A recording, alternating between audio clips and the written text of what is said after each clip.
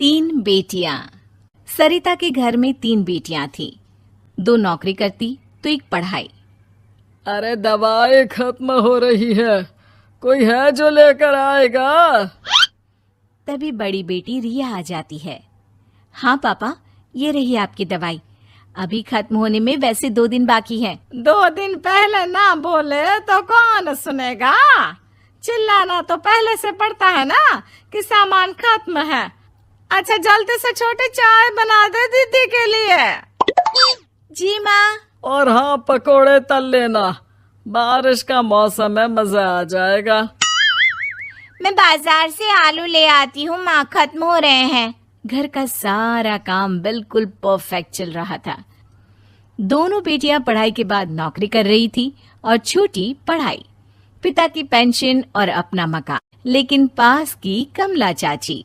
और रियासिया की माँ, तुम लोगों को कितने सालों से देख रही हूँ, परेशान ही देखा।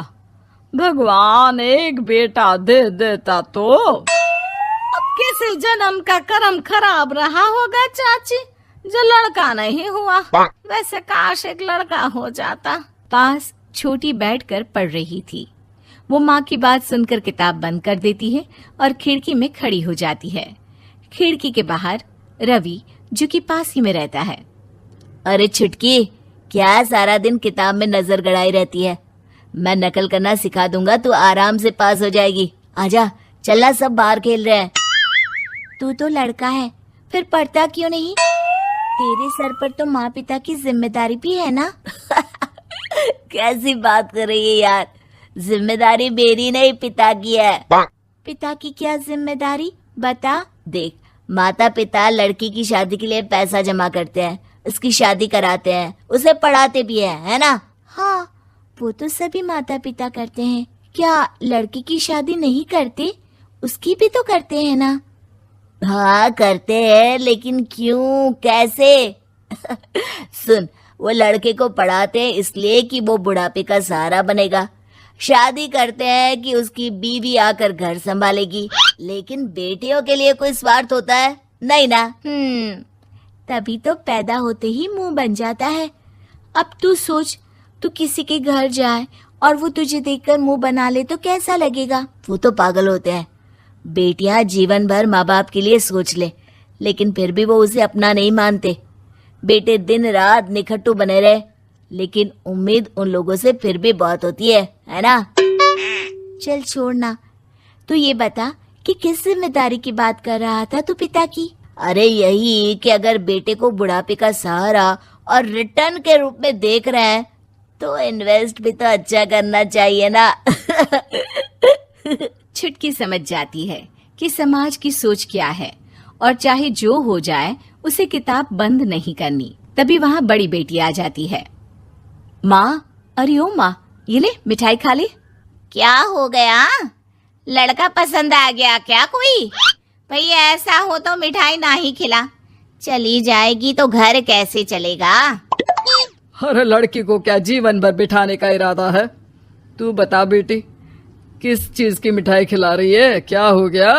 अरे पापा, आपको पता है ना, जिस डॉक्टर के अंडर में मैं काम कर रही थी, उन लोगों ने मेरे काम को देखते हुए मेरी स्कॉलरशिप पास करवा दी है।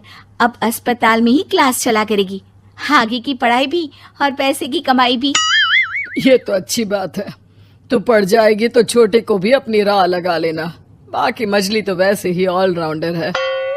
तीनों बेटियों के बाद भी उन लोगों के घर किसी चीज की कमी नहीं थी। पापा, ये लीजिए कार की चाबी, मैंने आपके लिए कार ली है। अब आप कहीं भी जाएं तो अपनी कार से जाइएगा। अरे क्या जरूरत थी? जितना खर्च करोगी दहेज मांगने वालों के मुंह भी उतने ही खुल जाएंगे।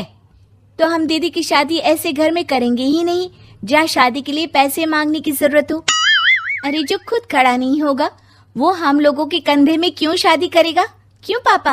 अरे शादी में तो दहेज मैंने भी लिया था, तो क्या मैं तेरी माँ के कंधे पर हूँ? खुद की पेंशन है, बेटियां कमा रही हैं, मजे हैं। बस एक मलाल है कि बेटा नहीं हुआ। पापा, जब आपने बोला कि मजे हैं, मैं तभी समझ गई थी कि अगली लाइन में आप यही बोलेंगे कि मलाल है। कोई बात नहीं पापा, फिलहाल आप ये कार लेकर घुमाओ। माँ, तुम भी जाओ पापा के साथ। दोनों पति पत्नी बेटी की दी गई गिफ्ट कार में बैठकर घूमने निकल रहे थे कि पड़ोसी बोल पड़ता है। अरे भाई साहब, नहीं कार, यहाँ तो साइकिल भी बेचने की नौबत है। नजर ना लगाइए भाई साहब, जीवन में कार का सपना पूरा होना हम लोगों के लिए तो बहुत बड़ी बात है। हाँ हाँ, लाखों की कार हम हजारों की कमाई वालों के लिए कहाँ मुमकिन थी, ऊपर से तब जब कोई बेटा भी नहीं है। वैसे भाई साहब, आपकी साइकिल बिक क्यों रही है?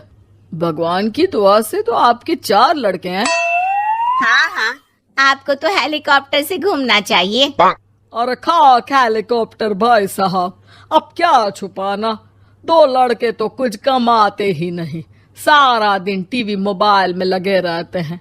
और बड़े 2 जो किसी तरह जिम्मेदार बने भी हैं, बहू के कहने पर 1 पैसा हम लोगों को नहीं देते, ना इज्जत है ना मान सम्मान। हाँ भाई साहब, भाभी बता रही थी, बहू के होते हुए भी नौकरानी की तरह सारा दिन लगी रहती है घर के कामों में। आप किस्मत वाले हैं भाई साहब, जो बेटियां घर के साथ साथ बाहर का काम भी पूरी जिम्मेदारी से संभाल रही हैं। हाँ वो तो है, लेकिन कब तक? एक ना एक दिन तो ससुराल निकल जाएंगी, फिर तो वही हम दोनों और वही पेंशन। आप लोग भी कौन सा संजीवनी बूटी खा कर आए हैं। चलिए चलिए जाइए, नई कार का मजा लीजिए। अच्छा ऐसा करते हैं, मेरी बहन के घर चलते हैं, काफी वक्त हो गया है मिले। दोनों बहन के घर जाते हैं, जहाँ उसकी बहन और उसका पति बैठकर चाय पी रहे होते हैं। अरे भाई भाभी, आज रास्ता कैसे भूल गए आप लोग? अरे हम तो फिर भी भूल गए, तुम तो कभी नहीं आते हमारे घर। अरे कोई आने का साधन भी नहीं है ना, अब बस से आना हम लोगों के बस की बात तो रही नहीं भाई। अरे दीदी, 2 कार थी आप लोगों की, कहाँ गई? भाभी वो तो जिसकी थी वो ले गया।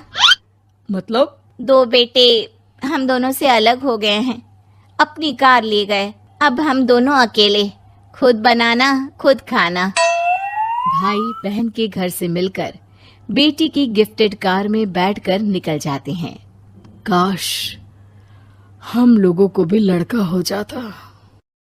दोस्तों, हमें उम्मीद है कि आपको हमारी ये कहानी पसंद आई होगी। कृपया हमारे चैनल को सब्सक्राइब करें और सभी अपडेट्स के लिए बेल आइकन जरूर दबाएं। और हाँ, वीडियो लाइक और शेयर करना मत भूलिएगा। Bye bye.